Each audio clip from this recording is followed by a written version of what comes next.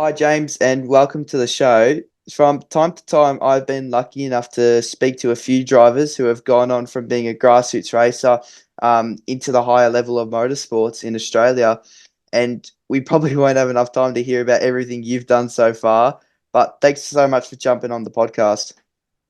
No problem at all. Pleasure to be on, and thanks for having me on. Firstly, and um, it all starts at the grassroots. So yeah, I don't know too many people that in their motorsport career didn't start either in go karts or club level racing, state level racing, and then progressed on from there. So yeah, love the name of your show and or your podcast, and yeah, it's very relevant. Thank you so much. I really appreciate that. And for those who, might not be up to date, James Moffat is a second generation driver, and if you don't know Alan Moffat, yeah, I think you've been living under a rock. But today we're talking to James, so that's what the main thing's about. So obviously we want to talk about your motorsport career and the hard work that you've actually had to go through to achieve what you have, being an ex Supercars driver. Well, you probably can't tell us if you're co-driving this year, but you're a current co-driver for V8 Supercars, and it's yeah, it's all going well for you at the moment. I can tell you that I'll be co-driving again this year. It's just that the team I'm driving for like to sort of hold on to making that announcement a little bit later on in the year. But yeah, I'll definitely be at Sandown and Bathurst. So yeah, happy to say that. But yeah, No, that's awesome. And to start off, let's talk about a couple of things I actually found out about you, which aren't motors, or they're a little bit motorsport related, but they're not. Is it true that your first word was car? yeah, that's true. Yeah, my Yeah, mum, my dear mum, who passed away sadly a year ago, a bit over a year ago, she was always very happy to tell people that my first word was car. So that is correct. that's unfortunate to hear, James, and rest in peace. But and is it also true that you had or still have some Beagle dogs? Because I've got I've got a dog that looks like exactly like your dog. Oh, really? Well, Yeah. we did have a couple of beagle dogs, but unfortunately they've passed away as well. So I my wife and I actually sort of joke and laugh a bit about our second beagle. Um, he'd been sort of ill for a good 6 or so months, and when our daughter Isla was born. It was actually 2 days after she was born. We had to put him down because he sort of went downhill pretty south, but or pretty quickly, I should say. But I often joke about, well, he waited until Isla was born and found out that Isla was Isla, and then he realised, right, oh, I'm no longer for this world, and that's when he said, I've had enough. So yeah, but you're right again. We had two beagles, but I got two children now, so that's more than enough. Yeah. I'm not even an adult, and this dog's hard work, so I Yeah, can't well, imagine. if you've got if you got a beagle, they are hard work, but yeah, anybody that has a dog, they obviously love their fur animals, and we certainly did with ours. But yeah, the beagles are definitely full of energy. Yeah, 100%. But time to move on to motorsport. Now, some people starting go-karting, some didn't. Did you do any go-karting in your early days? Yeah, I did go karts, but I was quite late to start go karting. My first race in karts was when I was 14. Um, so yeah, relatively speaking, when you see kids that are starting at 7, I was quite late to karts and never really did go karts that seriously in terms of didn't do a state title or national title or anything like that. Just sort of really competed at club level stuff, and then did a sort of few bigger open meetings without them being state titles. And really, my last go kart race or meeting, which was probably the biggest meeting that I did, when I was racing karts was the City of Melbourne titles at Todd Road, and that was in 2002. So enjoyed go karting, but really just with the commitments I had at school, I went to boarding school, so it was pretty hard for me to get that many weekends off to go karting, and be able to really sort of commit to it properly. So that's why I say I never really did it that seriously. I was sort of just a bit of a club day warrior and the odd open meeting here or there.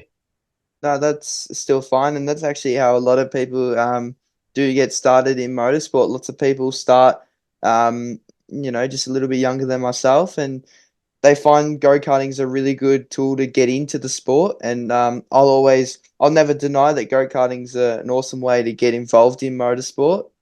And look, I don't think you have to win any titles to sort of be established as a good racer. Might be a little bit biased since I didn't win any national titles, but look, even state titles are still a great achievement. And I think go-karting, it's very important to learn racecraft and to learn how to actually drive on a racetrack. But I think once you get down the track, it's not too important. I agree. I think one of the great things about go karting, um, and if you do have aspirations of furthering yourself as a career in motorsport or with a career in motorsport, um, go karting will quickly, I guess, establish for you whether you do have that passion and that drive for motorsport. Um, and it's a relatively cheap form of motorsport. Um, like anything, you can spend as much as you want. And I know that some of the budgets for the national karting series are seriously, seriously big. But at the grassroots level, club day level, you can spend as little or as much as you want. So, for me, it really just, I guess, established the passion that I thought I had for motor racing. But then you quickly work out that passion's one thing, but it's the hard work and the determination and everything that sort of really goes on behind the scenes, that a lot of people don't see. You sort of start to understand whether you want to put that work and effort in behind the scenes to keep going. So yeah, and to further to your point, um, on whether you're winning or you're not winning, I've seen some of the most successful go karters in the country try their hand at circuit racing, and for whatever reason it just hasn't clicked for them or it hasn't worked out for them. And on the other hand, you see guys that come out of go karts that weren't touted as being, I'm going to use the word, anything special or along those lines, and they hop in a into circuit racing or a proper race car, and they're dynamite. So there's really no right or wrong. Um, so yeah, I think for me it's just the grounding that it'll give you, the little bits of racecraft here or there, but more importantly, it'll establish for young kids that desire and that passion to continue to go on with it. 100%. And I think that's where it's a great stepping stone. And talking about stepping stones, yourself, you did Formula Ford for a few years, which has been the pathway for a long time. And, it's what we see a lot of drivers use to move up in the ranks. And personally, because you've, driven Formula Ford, why do you think it's such a great category to help develop drivers who have either stepped up from karting or who are jumping into cars for the first time anyway? Formula Ford was and is such a great category. Just clearly its track record of producing um, talent speaks for itself. But I straight out of school sort of had this vision or this pathway of what I wanted to do, and that was sort of try and do some state based Formula Ford racing and then progress into the national series. And I just really couldn't get things together from a budget point of view. And I ended up going down a different path and doing some other type of racing before I really came back to Formula Ford because yeah, within myself, I always knew that I felt like I needed to prove to myself, but also, I guess, other people that if you can be competitive and run at the front of Formula Ford, especially at a national level, then perhaps there is something there for you to go on to further your career. So, Formula Ford was just a fantastic way. It starts you to help you get an understanding of car setup, very basic car setup, but a Formula Ford is quite sensitive to change. So that's really good from a feeling point of view, from a driver feedback point of view. You get to understand what setup changes do and what's good and what's bad. And the racecraft is another thing because you quickly learn about slipstreaming and positioning yourself late in races and do you want to be at this particular circuit leading when it comes to the last lap, or are you going to get past because of the power of the slipstream and all of those sorts of things? So, yeah, and Formula Ford is still a category where you can do it as together as a family.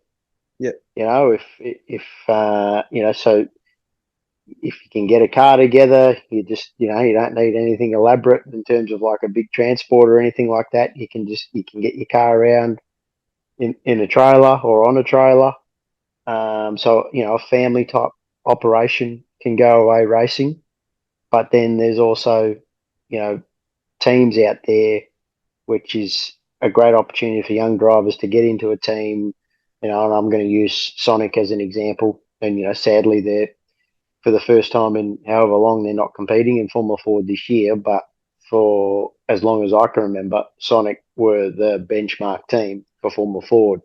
So, but that's not saying that Sonic were the only team out there in terms of Formula Ford, but you get the opportunity if you go with a team to get into a team environment, start working with mechanics and engineers and getting an understanding of how race teams work as well. So, the upside to me and the benefit of Formula Ford was endless. And it's sort of, I guess, a shame to see how the category has sort of, I guess, dropped off the scene a little bit, or for whatever reason, its relevance has dropped away in recent years because, there's been, I think, over the last few years, there's been a couple of occasions where the national series has raced at a supercars round or wherever it might be, and the racing is still as good as it ever was. So I Yeah. remember when I was first out of Formula Ford and in Carrera Cup and then Super 2, as it was called the development series back then. Whenever Formula Ford was on, you're always on the pit wall watching because you knew the racing was going to be great to watch.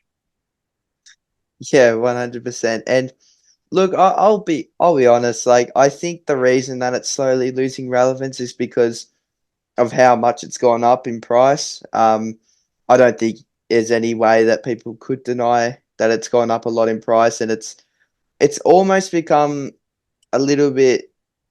I don't know. Like, the racing obviously is still awesome, but I just think because of the figures you get hit with, you're a bit turned away from it. That's what happened to us personally, because I tried racing Formula V and I wanted to see what Formula Ford had to offer, and the figures hit us in the face, and we were a bit like, maybe there's another option out here. So Yeah, well, I think that's probably one thing that Australian motorsport as a landscape has a challenge at the moment is just how many racing categories there are.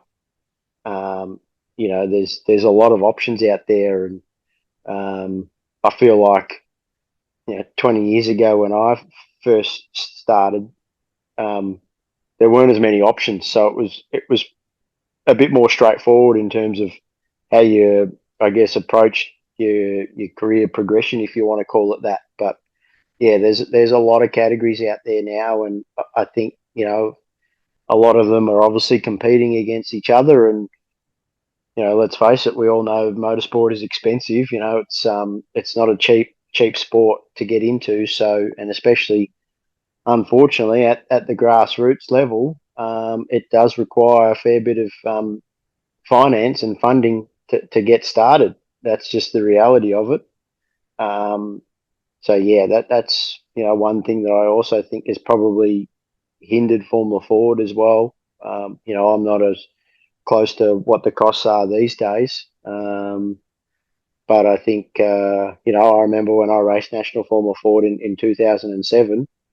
The budget to me at the time, it was a big stretch to, to get it all together, but you found a way to make it happen. And that's just, I guess, sort of how it was.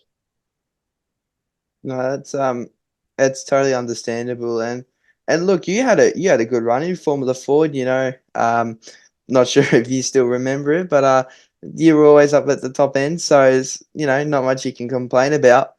But look, honestly, you're one of them drivers who I personally have a lot of respect for, because even though you got the name, you really had to work hard for what you've got today, all these achievements and what you've raced. So, how did you sort of get noticed? How did you put your foot in the door and say, this is who I am and what I'm doing? Yeah, it's a good question because I think it's because of my surname. It's easy for people to think, and it's probably understandable for them just to think, well, his dad would have just pushed him along the way, and he would have had all these doors open because his dad would have opened it for him. But yeah, my dad was yeah quite the opposite. Really not involved in pretty much any of my racing. Um, so yeah, it was just a matter of I made the decision pretty early on um, that racing is what I wanted to do, and I was going to do everything I could um, to get to the top level in Australian motorsport, which was supercars. So um, yeah, but I'm also not naive enough to the fact to know that along the way that because of my surname, maybe some opportunities presented themselves that might not have had I not been carrying the surname that I do. But you know, I can't change who my dad is, and I wouldn't want to change that. But yeah, it's just a lot of hard work along the way, and like I said before, there's a lot of hard work and sacrifice and things that go in to your racing career behind the scenes that people don't necessarily um, see. But you make that choice. You choose to make that sacrifice, and um, you know, I would say that anybody that's been successful in racing, and you don't have to be successful in racing to still have to make sacrifices. So that's just part of. I think probably in general, it's part of being a professional athlete, whether it's motorsport, AFL, NRL, soccer, you name it. I think if you're a professional athlete, there's a lot of hard work and sacrifice that goes on in the background. Yeah, 100%. And that's where I feel like, yourself, you're a very respectable driver because you've worked for, many years, because, like as you've done Career Cup, like you said, you've done it would have been development series, you've done V8 supercars, you've done TCR Trans Am, like, you've done so many things, and that doesn't just come with no work at all. It does come with a lot of hard work, and even now I think about it, you'll runner up in the Bathurst 1000 like that. It's you've achieved a lot through your career. Yeah, thanks for that, mate. So, yeah, hopefully I've still got a few good results left in me, but I know it's not going to, be forever. And I'm potentially closer to the end than I am the start of racing. But yeah, I'm still hugely passionate about it. I sort of love doing what I'm doing at the moment with GRM, and certainly on the Trans Am side, and then still being able to do, I guess, the endurance races at Sandown and Bathurst in the supercar. And clearly, obviously, Bathurst is still, I'm still chasing that dream of trying to step on the top step of the podium. But been close a couple of times with a couple of seconds and a third. But yeah, I guess that's probably the one goal that I've had throughout my whole racing career is to win the Bathurst 1000, and that's still definitely my dream, and what I'm still working towards. So who knows this year, but yeah, like I said, we've been close a couple of times, but yeah, close is not good enough, unfortunately. It just makes you even more, I guess, motivated and determined to keep going back there. I like that. That's good. That's good motivation, and I do want to see you on the top step. But can you talk about that 2014 race? Because now I think about it, runner up. I think it was 2014, that crazy Yep. weekend. Do you have any interesting stories from the Sunday? Yeah. So um, yeah, 2014 was, it was, obviously a crazy race, and I just remember the lead up to the race. Um, Taz Douglas, who I was co-driving with, good friend of mine. We were sort of competitive all through practice from memory, and then Taz was quick in the car as well in his co-driver sessions, and we were pretty comfortable. Certainly, the strength of the Nissan was across the top of the mountain in terms of its speed, and we still were lacking a fair bit in terms of straight line speed up and down the mountain. So qualifying, we qualified in the top 10, which was a huge thrill to make the top 10 shootout, and sort of personally for me, like you know one of those bucket list items, if you want to say, one of those things to tick off from a personal achievement point of view. Um, so yeah, we qualified well, in the top 10. And then I just remember starting the race and just thinking straight away, like first lap coming down Conrod Straight and just being murdered from cars behind in terms of straight line speed, and just thinking, oh, like we're in trouble, like we hadn't been around any other cars throughout practice or qualifying, and over one lap and on a clear track, the way you had to drive that car, you could extract enough sort of speed out of it to be reasonably competitive. But in racing conditions, um, when you don't have the benefit of clear track, or you've got obviously cars behind you, closely behind you, that have a big straight line um, performance on you, it's very hard to defend around Bathurst. So Yeah. I just initially remember thinking, oh, geez, yeah, like we're in trouble. I was getting passed down the straight by, I'm gonna, I think, can't remember who it was, but it was a couple of cars, like Yeah. very early on, first couple of laps, and then I handed over to Taz. Um, I think I remember radioing in to my engineer saying, yeah, like it's going to be hard for him out here, but like just tell him, just keep it calm, tell him to do his best. He knows where the strengths of the car are. He knows where the weaknesses are. Like we're pretty vulnerable on the straights. It is what it is. And then so in Taz's first stint, ironically, because I drive with him, I've been driving with him the last few years.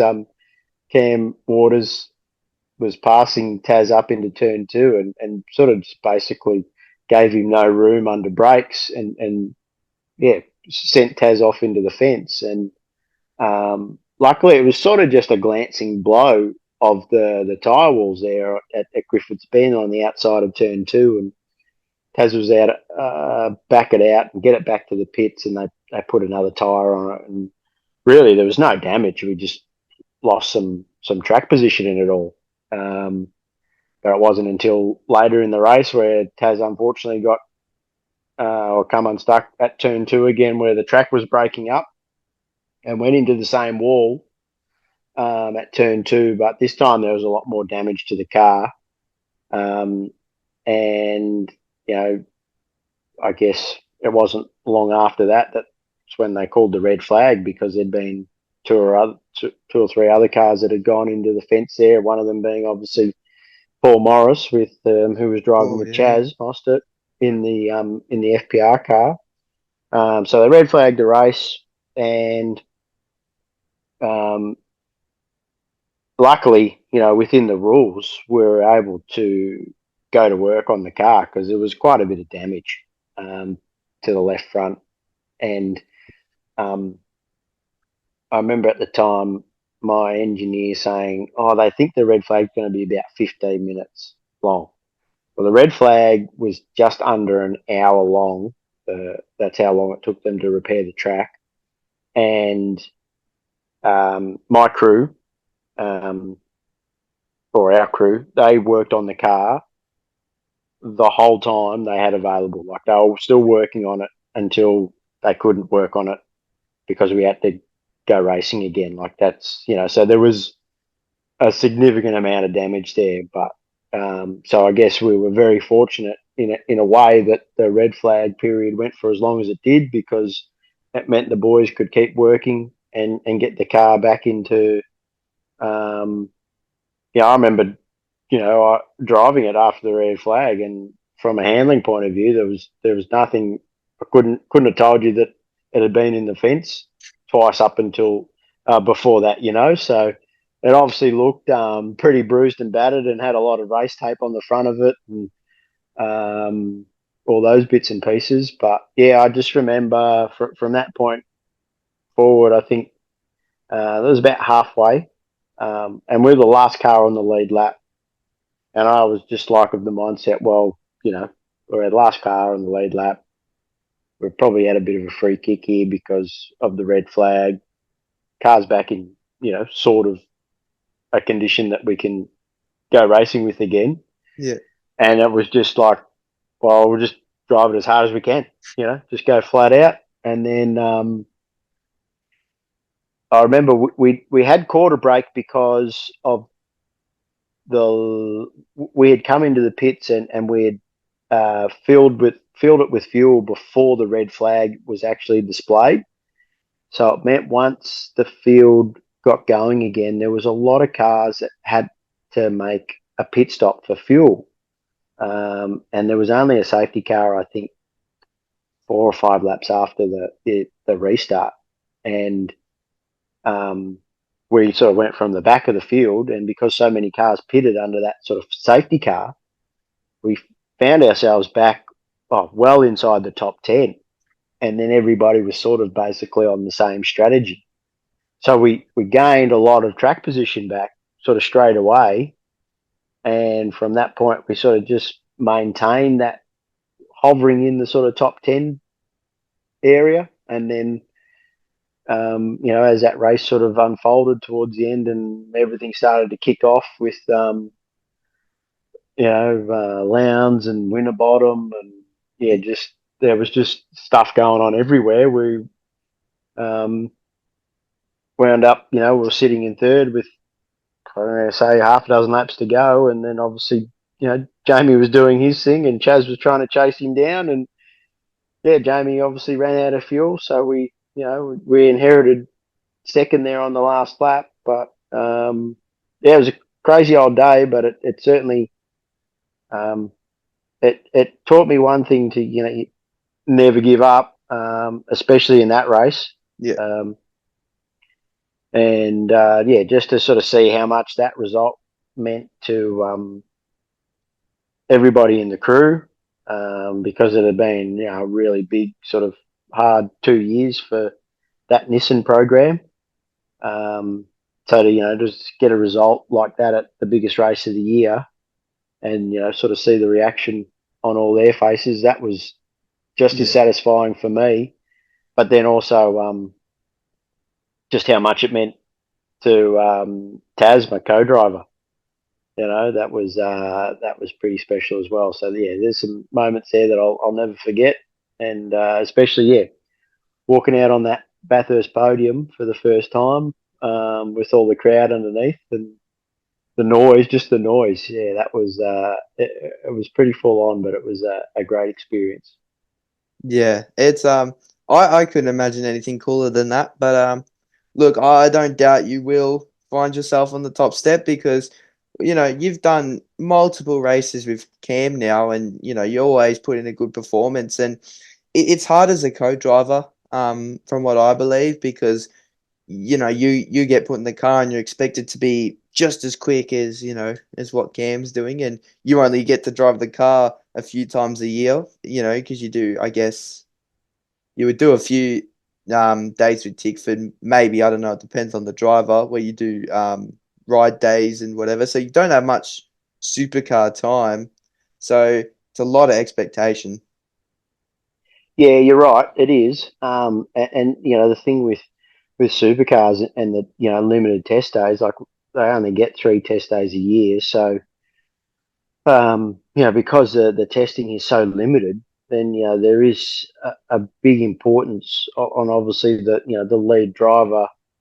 Um, because teams come up with these big test programs because they're so limited in what they can in the days that they can test. So really, they want their lead driver, understandably, in the car for the bulk of those test days. So we tested earlier in the year, and I'm going to say I probably did 20 meaningful laps, which is not many, but you also have to be mindful of the fact that they've got their own program that they were wanting to get through, especially this year because of the changes in the off season to the aero package and a few tweaks on the engine side. So yeah, and so from a team point of view, you're sort of always trying to balance that. How many laps do you give your co-driver versus is that taking away from time with the lead driver and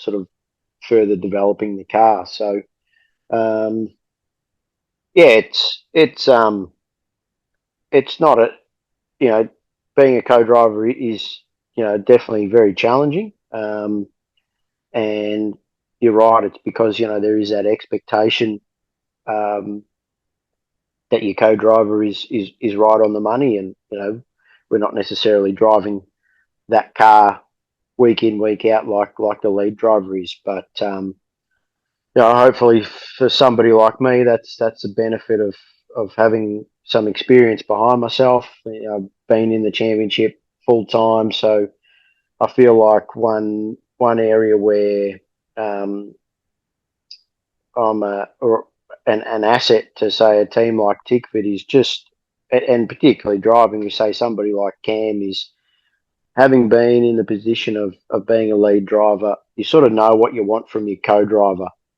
and and even from a team point of view, somebody that sort of just can slot back in year on year, and sort of be no fuss and get on with the job, not be disruptive, and also probably the main thing is contribute in a positive way, both in and out of the car. And I feel like hopefully I've been able to do that at Tickford. I've been there for 6 years now, so it's been a reasonable stint, but certainly feels every time I go back into the workshop, or we go for a test day or a ride day or whatever it is, I always feel like I just slot back in to how everything operates pretty seamlessly, and I think that's a a good thing to have in a co-driver.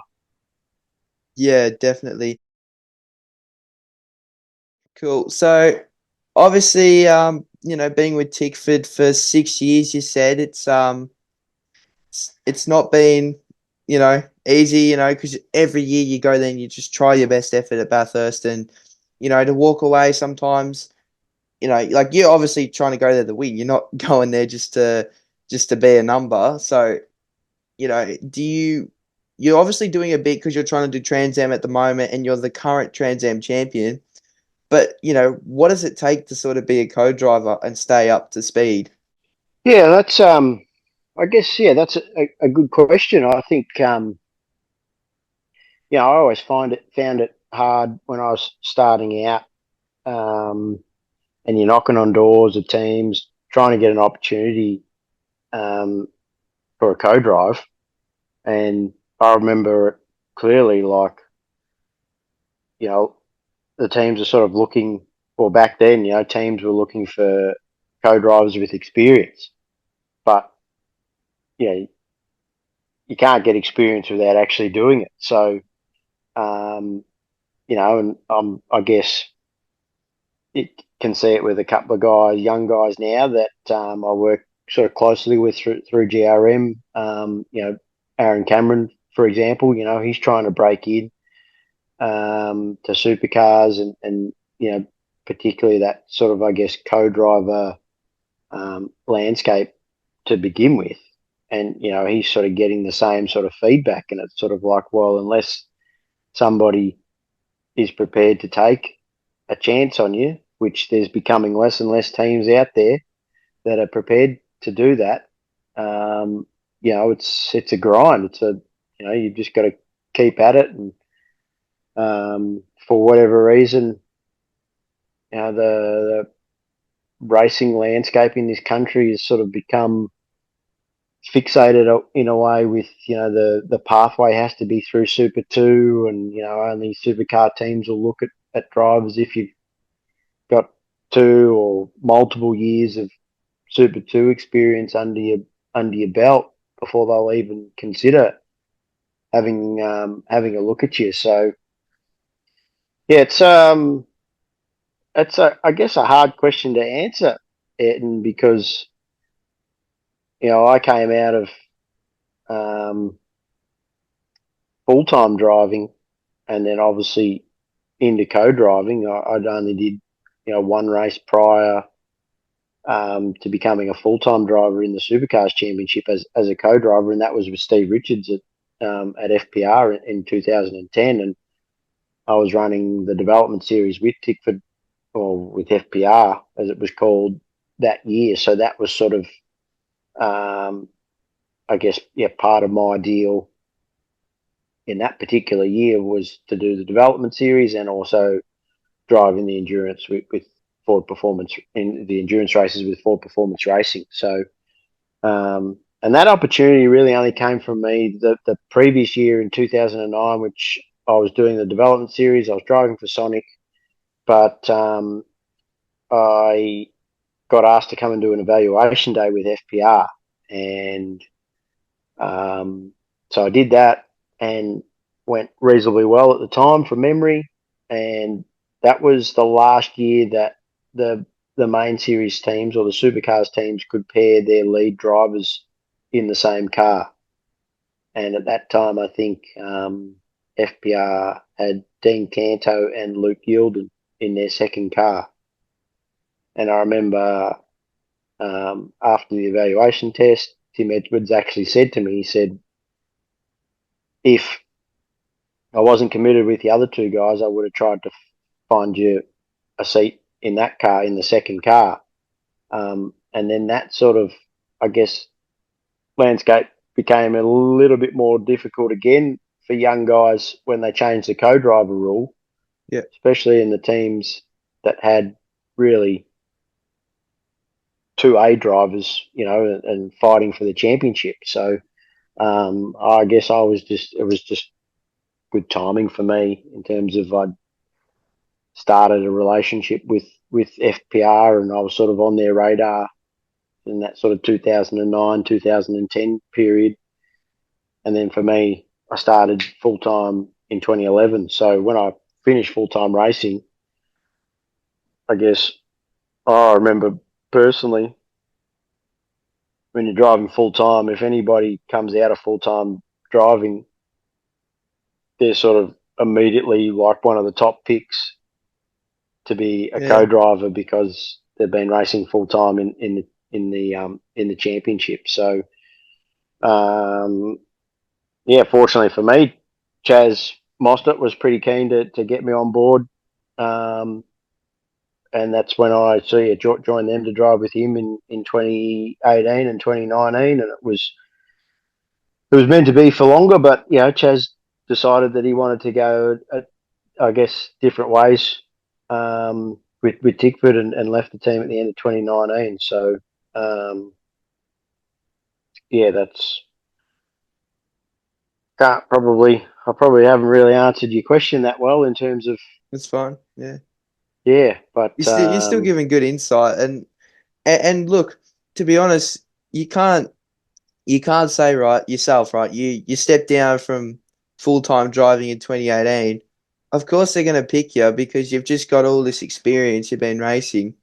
It's virtually having two A drivers these days. That's why, like you said, it's hard for young guys like Aaron Cameron to get into a car because when someone like James Moffat or even recently I saw, Garth Tander won with SVG the year after he stepped down, I yep, think. So when a driver steps down straight away, of course they're going to be picked up, and that's why it makes it hard for young blokes to get a drive.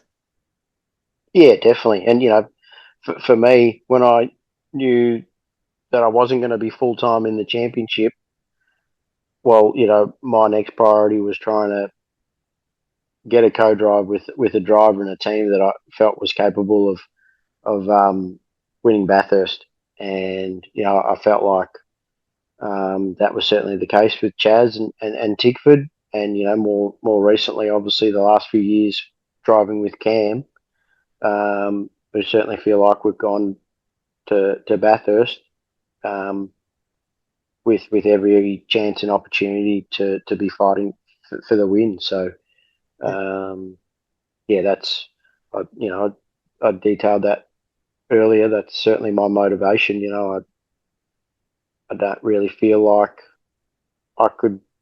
Yeah, I'd be surprised to get a sense of what my motivation would be like if I felt like I was driving um, for a team that wasn't a genuine chance at victory. It's not really something that I've had to consider too much because, like I said, I feel like pretty well every year that I've driven with Tickford, um, I've had we've been in a position or there's been an opportunity where we're in a position to challenge yeah, for for a good result.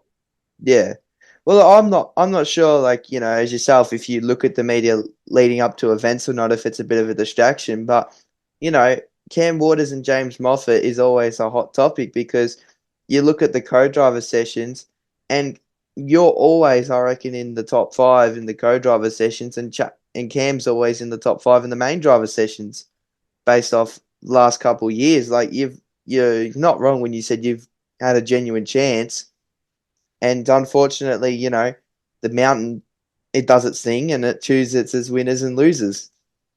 Yeah, yeah, definitely. So no, I'm not really one to get all wrapped up in the media hype or anything like that. I Yeah, try and sort of go about my business pretty quietly and low key, and um, yeah, I'm sort of pretty happy steering clear of all that stuff. Some guys like it, and it's just each to their own. Yeah, so yeah, I'd rather than be I'd rather the media or the be hype around the fact that we won the race, not that we might be a chance to win the race. yeah. And look, with the stuff you're doing in Trans Am, you are keeping sharp, like I mentioned. They didn't see you in the races. The camera, I don't think, was on you until the last lap when you were crossing the checkered flag. Like you weren't to be seen, which is something which is not easy in Trans Am considering how the cars are just identical and it's all in Yeah, setup and driver. yeah, and I think on that side of things with Trans Am, I've got a great team behind me with GRM, and Yeah, I love going away racing with them, and um, even the few years there that we battled away with the Renault in TCR, um, whilst the results were pretty thin, and reliability of that car was not so great, and from the outside it would have looked like um, a fair battle, but I guess I still just I love going around racing with that bunch of guys. It's a great team, and I guess ironically for me, my full time supercars career ended with them, and probably at the time I never really felt like I I would be back, working with them, but when TCR came along in 2019, and there was an opportunity to go back there and drive that car.